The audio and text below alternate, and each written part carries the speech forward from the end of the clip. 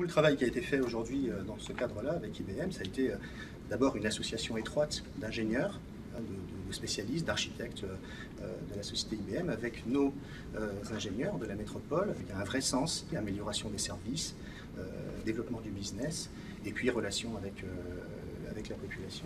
On est dans un bâtiment qui est un peu, je dirais, la première pierre de ce que l'on veut faire dans notre technopole urbaine Nice Méridien. Ce bâtiment Nice Premium regroupe le Centre européen d'entreprise et d'innovation, qui est notre pépinière, avec 35 startups qui travaillent dans les domaines du numérique sur différents sujets, que ce soit le tourisme, les énergies nouvelles, la mobilité électrique.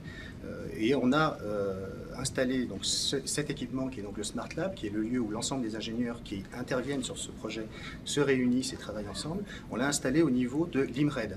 L'IMRED, qui est l'Institut méditerranéen des risques de l'environnement et du développement durable, qui est la première pierre du futur écocampus de la Plaine du Var. Et donc nous avons ici, je dirais, un environnement qui est celui de l'entreprise, des grands industriels, avec aujourd'hui IBM, des startups qui se développent, et puis de l'université, donc des futurs labos, des futurs chercheurs et sans doute des futurs entrepreneurs. L'étape qui va suivre, ça va être effectivement l'utilisation de cette plateforme par notamment les entreprises qui vont venir piocher un certain nombre de données pour pouvoir développer de nouveaux services. Cet écran en fait, permet aux différents métiers de la métropole d'avoir une vision à terme de leur activité métier, avec un certain nombre d'indicateurs qui sont partagés par les différentes personnes de la chaîne. Ça permet en fait de monitorer leur activité.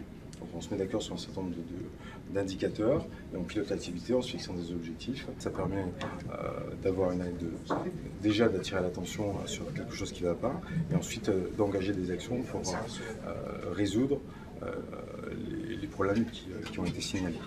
3 indicateurs, donc sur la fluidité du trafic, temps réel, sur le prédictif à 30 minutes et sur le prédictif à 1 heure.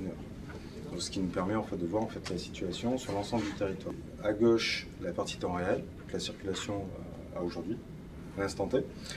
Et à droite, la possibilité en fait, de voir la situation en prédiction, situation de prédiction, avec une prédiction à 5 minutes jusqu'à 1 heure. En fait, c'est par pas de 5 minutes et on peut en fait aller jusqu'à 1 heure. Donc on reste en fait dans du qualitatif, c'est-à-dire on ne va pas prédire dans 10 jours.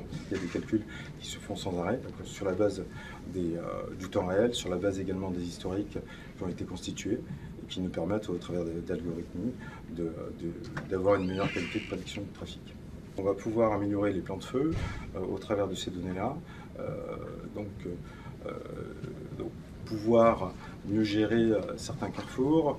On voit très bien là comment un système comme celui-là peut aider des services publics d'intervention de sécurité, par exemple, lorsqu'il y a un accident quelque part, de pouvoir anticiper le bon passage à terme pour être le plus rapidement sur les lieux, ou alors en termes de pilotage, de pouvoir éventuellement modifier, en cas de grosse congestion, modifier les tracés de transport public pour pouvoir décongestionner la ville et puis pouvoir agir, je dirais, par anticipation. Alors, on va fêter les 1 an le 23 juillet du projet. Aujourd'hui, le Smart Lab, les ingénieurs travaillent ici depuis 5 mois environ.